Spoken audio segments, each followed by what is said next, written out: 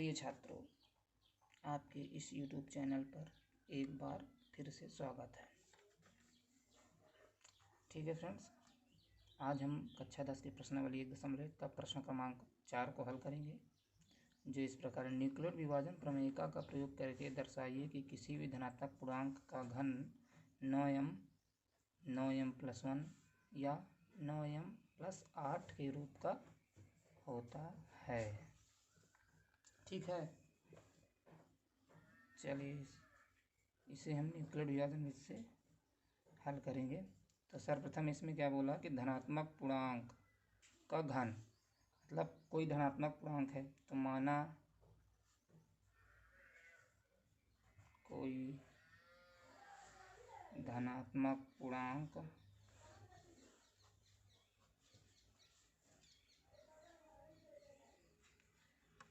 x है। ठीक है, माना कोई धनात्मक पूर्णांक x है।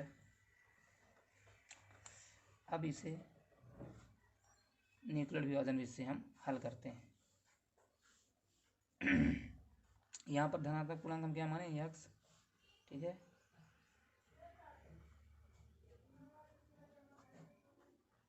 न्यूक्लियर विभाजन प्रमेयिका से यहाँ b बराबर कितना है, b बराबर यहाँ तथा b बराबर 3। ठीक है, यहाँ ये 9 हो, यहाँ b बराबर हम क्या मानते हैं, 3। ठीक है, करना क्या हमें है, पूर्णांकों का घन, धनात्मक पूर्णांक का घन, ध्यान रखिएगा। अब इसको हम समझ लेते हैं। तो न्यूक्लियर विभाजन प्रमेयिका क्या होती है, भाज्य बराबर भाजक गुणे भागफल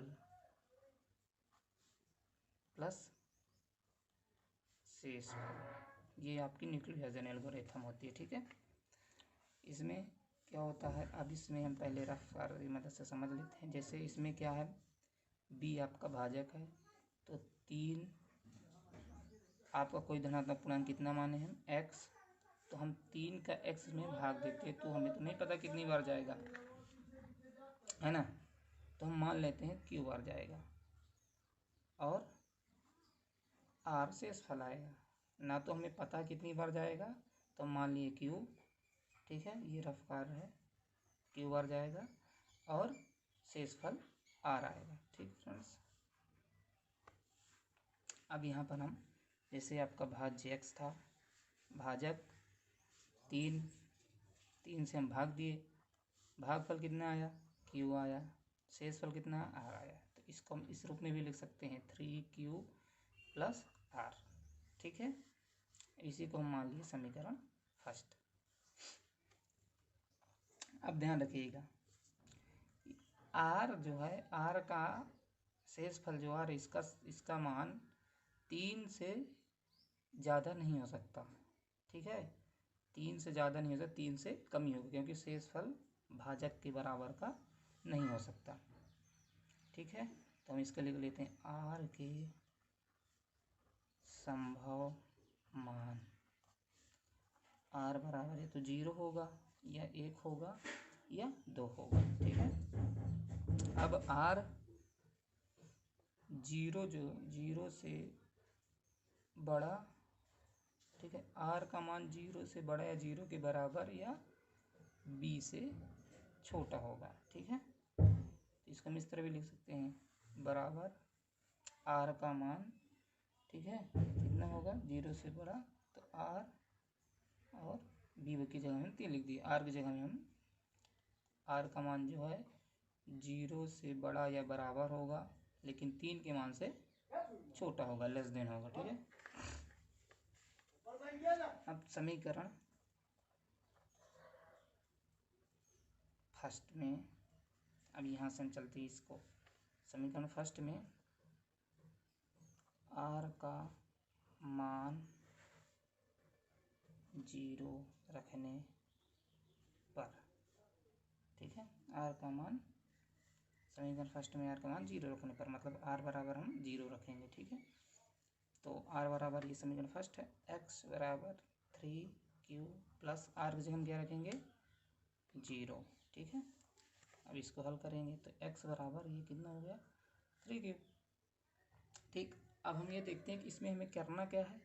क्वेश्चन हमें क्या करना था, क्वेश्चन में ये क्वेश्चन हमें करना था किसी धनात्मक पूर्णांक का घन, तो हमें इसका घन करना पड़ेगा।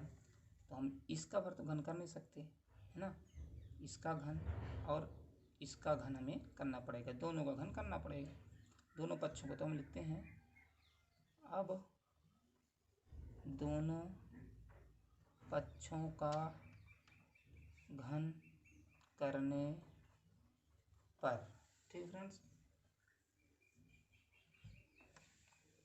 तो घन कर देते हैं x का घन और 3q का घन। तो x का घन करेंगे तो x क्यूब बराबर 3 का घन करेंगे क्या लिखेंगे 3q, 3 बार लिखेंगे 3q multiply 3q multiply 3q।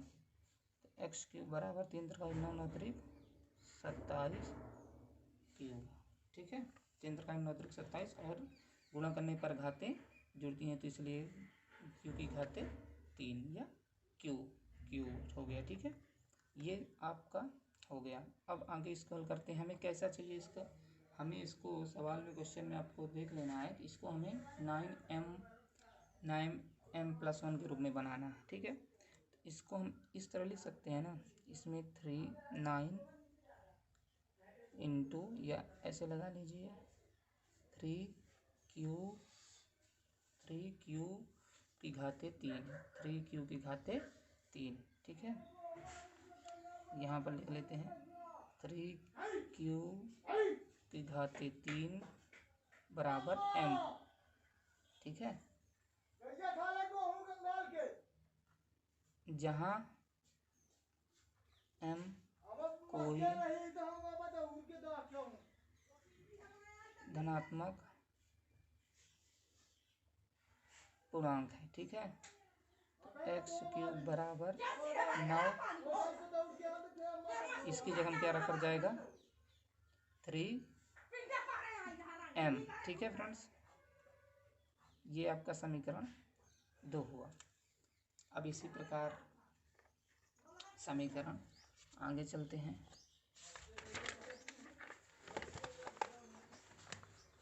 ठीक फ्रेंड्स, अब पुनः समीकरण फर्स्ट में r बराबर 1 रखने पर, ठीक है, r बराबर 1 रखते हैं समीकरण फर्स्ट में, तो x इक्वल एक बार हम लिख लेते हैं। इक्वेशन क्या थी समीकरण फर्स्ट की, ये थी। ठीक है, तो x बराबर 3q प्लस r की जगह में 1 हो गया। अब दोनों पक्षों का फिर से घन करेंगे। अब दोनों पक्षों का घन करने पर, ठीक है, दोनों पक्षों का घन करेंगे। घन x का घन बराबर 3q प्लस 1 का घन। इसका सूत्र क्या होता है फ्रेंड्स, पहले सूत्र जान लेते हैं। a प्लस b का होल क्यूब, तो सूत्र होता है a cube plus b cube plus 3ab कोष्टक a plus b, ये इसका फार्मूला फ्रेंड्स। ठीक है, इसका सूत्र होता है। ठीक है ना, तो इसको हम इसी रूप में लिख लेते हैं। इसका हम कर दिए, इसको हम लिखेंगे, देखिए कैसे लिखेंगे 3q का होल क्यूब, भाई ये a का a है तो ये a, ठीक है, b है तो b का मान 1 है, a का मान 3q है, b का मान 1 है, प्लस b का मान कितना 1, तो b का होल क्यूब प्लस 3 है, ये देखिए यहाँ 3 है तो ये 3, a का मान q है तो यहाँ पर हम गुणित चिन्ह लगा दिए और 3q लिख दिए। फिर b का मान 1 है तो गुणित चिन्ह 1 कोष्टक a का मान 3q है तो 3q और b का मान 1 है तो 1। ठीक है, और ये कोष्टक आपका बंद हो गया। ठीक फ्रेंड्स, अब आगे चलते हैं।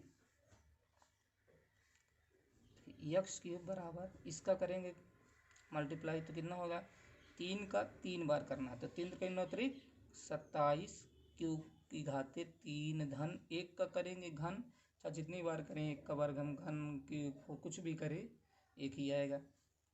3 का 3 में करना है तो 3 त्रिकाई 9 और 1 का करेंगे 9 में तो 9 ही आएगा, तो 3 त्रिकाई 9 क्यूब। ठीक है, 3 त्रिकाई 9 क्यूब। कोष्टक में जो है 3 त्रिकाई 3 क्यूब प्लस 1।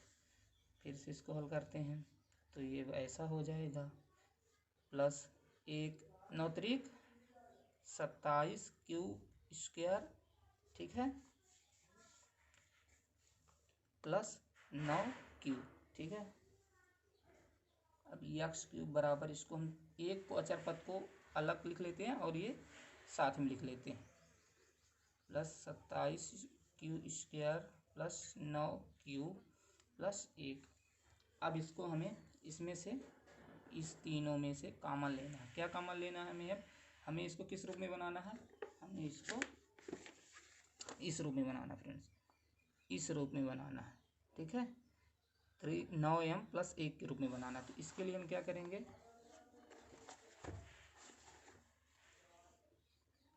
एक्स क्यूब बराबर, इसमें हम 9 कॉमन ले लेते हैं 9।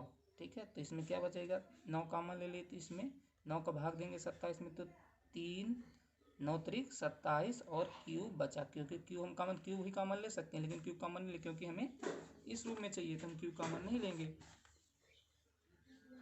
धन 9 का भाग इसमें दीजिए तो 3 क्यूब स्क्वायर, 9 का भाग इसमें दीजिए तो 1 और 1 अलग से तो 1 अलग से। ठीक है, एक्स क्यूब बराबर इतना हो गया। ठीक है, एक बार हम और लिख लेते हैं इसको,